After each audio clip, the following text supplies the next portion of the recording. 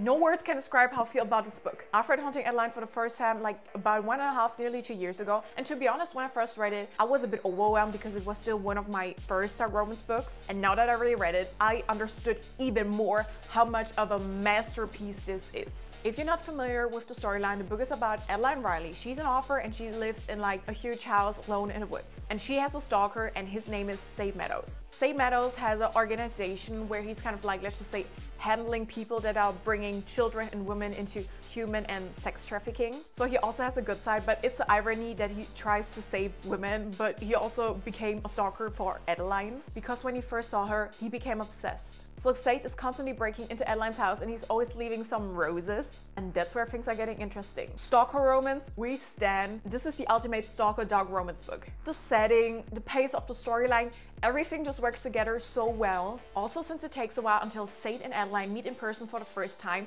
so the tension in the storyline is phenomenal and captivating. And also the side story about Adeline's great-grandmother, such a great idea because we can see the parallels between both stories. What I love about the storyline is that you can see while reading how Adeline is feeling for Sade and how she slowly opens up, especially chapter 27. I love this one, it's my favorite. This lives in my head rent-free. Adeline Riley, she's my girl. I love this woman for her strong personality, that she's also not afraid to say when things are pissing her off, but also her caring side. She's the right amount of feisty and has a great sense of humor. Sade Meadows will forever be the best dark romance man. First of all, the things that he says, how did H.G. Colton came up with those things? Because I'm addicted. Second of all, his obsession with Addie. Yeah, he's doing highly questionable things, but once you've read both books and are looking back on his actions, you only realize how much this man is in love with her. Also the nickname Little Mouse. Sade makes this nickname so hot and I'm obsessed. I also love the side characters, for example Daya and Jay. They are the perfect contrast and are making the storyline truly complete. This book has the perfect amount of spice and I love it so much, it's so good. I know the first two scenes are kind of like lacking the consent, but still Adeline enjoys most of Sade's action and I feel like Sade wouldn't go too far, which is not an excuse. In my opinion,